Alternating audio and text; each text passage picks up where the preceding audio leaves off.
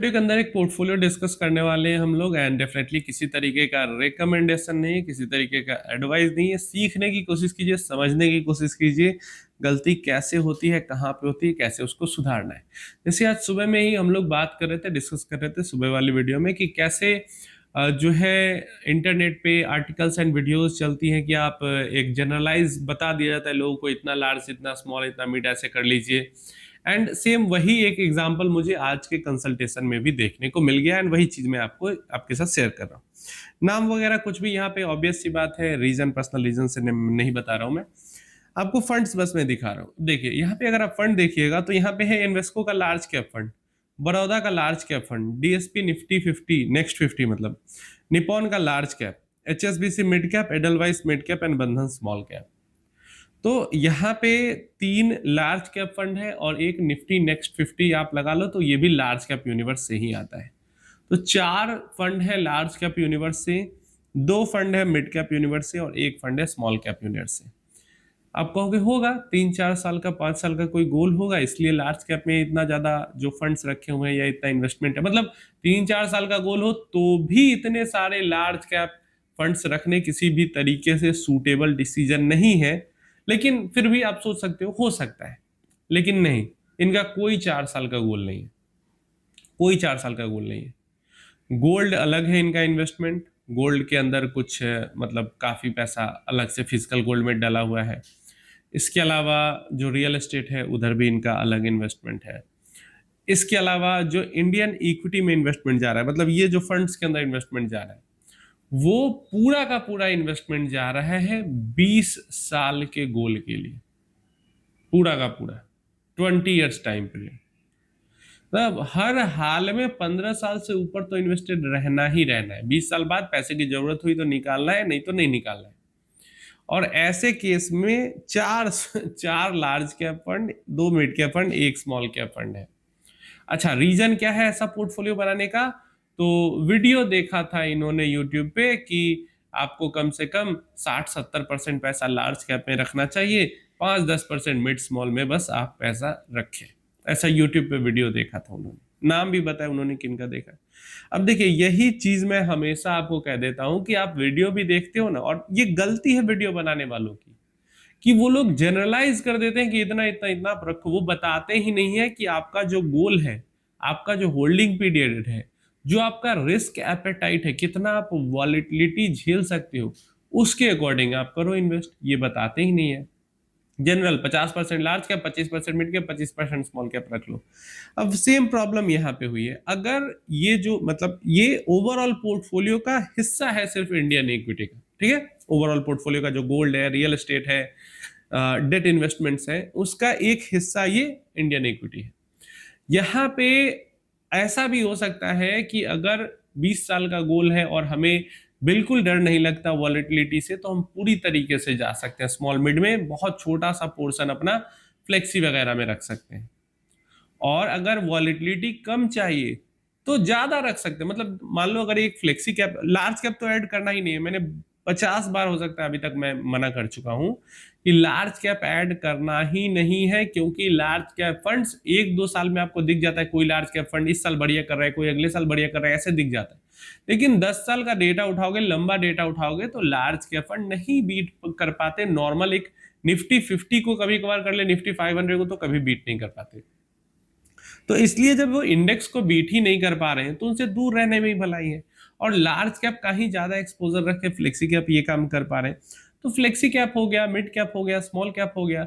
इसी में अगर आपको वॉलेटिलिटी कम चाहिए पोर्टफोलियो में तो फ्लेक्सी कैप ज्यादा ऐड होगा, लार्ज कैप साइड का एलोकेशन ज्यादा होगा।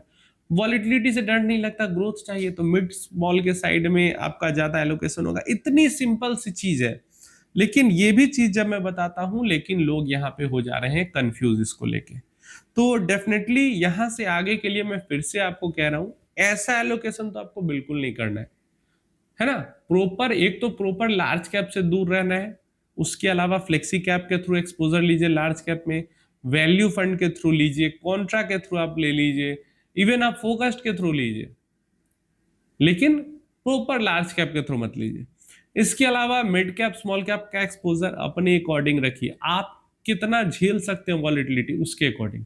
किसी एक्सपर्ट ने कहा या किसी वीडियो में या किसी आर्टिकल में आपने पढ़ा, उसके अकॉर्डिंग आपको नहीं रखना है। सब लोगों को मैं फिर से कह रहा हूं, किसी ने कुछ कहा है उसके अकॉर्डिंग नहीं रखना है। आप अपने गोल और अपना आप कितना झेल सकते हो वॉलेटिलिटी, उसके अकॉर्डिंग आप एक्सपोजर रखिए मिड कैप स्मॉल कैप में। या फिर जितने भी ग्रोथ एसेट्स हैं, ग्रोथ वाले फंड्स हैं, momentum fund, alpha fund, mid cap, small cap, Nasdaq, जितने भी ये सब फंड्स हैं, सब के अंदर जितना आप वॉलेटिलिटी झेल सकते हैं उसी के अकॉर्डिंग आप इन्वेस्ट कीजिए, और परसेंटेज भी पोर्टफोलियो का उतना ही दीजिए। और ये भी उतना ही बड़ी सच्चाई है, ये भी उतनी बड़ी सच्चाई है कि जितना आप ग्रोथ फंड्स में जाएंगे पोर्टफोलियो के अंदर उतनी वॉलेटिलिटी बढ़ेगी, XIRR उतना ज्यादा होगा लंबे समय में, शॉर्ट टर्म मतलब 1 2 3 साल में नहीं, लंबे 5 7 8 साल में।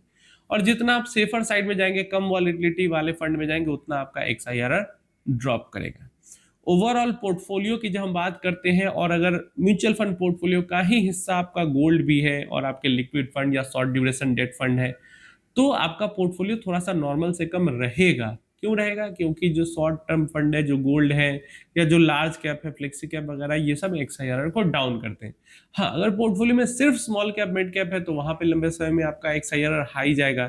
एक क्वेश्चन आया था कि मिनिमम कितना XIRR होना चाहिए हमेशा, तो मिनिमम XIRR, मिनिमम का तो कुछ नहीं, शॉर्ट टर्म में आपका XIRR निगेटिव में भी बहुत ज्यादा जा सकता है। शॉर्ट टर्म में आपका निगेटिव में भी XIRR बहुत ज्यादा जा सकता है, और पॉजिटिव में भी बहुत ज्यादा हाई जाता है। पॉजिटिव हाई के ना 60%, 70%, 90%, 50%, शॉर्ट टर्म में ऐसे हाई जा सकता है XIRR। और निगेटिव में वैसे निगेटिव 50%, 40%, 30% भी जा सकता है। जब 2 3 साल बीतेगा तो पहले तो 1 साल के बाद, 1 साल 1 ईयर जब कंप्लीट होगा तो आपका XIRR थोड़ा नॉर्मलाइज होगा। फिर 2 3 ईयर्स जब बीतेंगे तो और ज्यादा सही XIRR आपको दिखाएगा कि कितना सही में आपके पोर्टफोलियो पे रिटर्न क्रिएट हो रहा है। क्लियर है? तो शॉर्ट टर्म में मतलब मिनिमम और मैक्सिमम कुछ नहीं होता, शॉर्ट टर्म में बहुत ऊपर नीचे हो सकता है। हाँ, एक एवरेज आप मान सकते हो, लेकिन एवरेज में भी देखिए, अगर मैं बोल दूं भी कि 15% आपको XIRR टारगेट करना चाहिए, लेकिन पोर्टफोलियो में आपके लिक्विड फंड भी एडेड है, गोल्ड भी एडेड है, तो 15% निकालना मुश्किल होगा। और सिर्फ इक्विटी का पोर्टफोलियो है तो आप 15% को टारगेट कर सकते हो। दूसरा एक क्वेश्चन और था कि XIRR सिर्फ बढ़ता है, घटता नहीं है, तो ऐसा कुछ नहीं है। एब्सोल्यूट रिटर्न हो या XIRR हो, CAGR हो, हर टाइप का जो रिटर्न है वो घटता भी है, बढ़ता भी है, पॉजिटिव में भी जा सकता है और निगेटिव में भी जा सकता है। सिर्फ पॉजिटिव में जाएगा ऐसा नहीं है, XIRR के लेवल पे भी और म्यूचुअल फंड के लेवल पे भी, ठीक है, इक्विटी फंड्स के लेवल पे भी। अगर आपका लिक्विड फंड में इन्वेस्टमेंट तो वो सिर्फ पॉजिटिव में ही जाएगा, लेकिन अगर आपका लंबे समय के डेट में इन्वेस्टमेंट है तो उसमें भी निगेटिव पॉजिटिव दोनों होगा, और इक्विटी में है तब तो निगेटिव पॉजिटिव होगा, गोल्ड में भी निगेटिव पॉजिटिव होगा, FD है उसमें सिर्फ आपका पॉजिटिव रहेगा। तो इसी टाइप से ये काम करता है। और बिल्कुल माइंडसेट क्लियर रखे, लार्ज मिड स्मॉल में कितना इन्वेस्टमेंट जा रहा है ये आप पे डिपेंड करेगा। किसी ने कुछ कह दिया है, किसी थर्ड पार्टी ने कुछ कह दिया है, उस पर डिपेंड नहीं करेगा।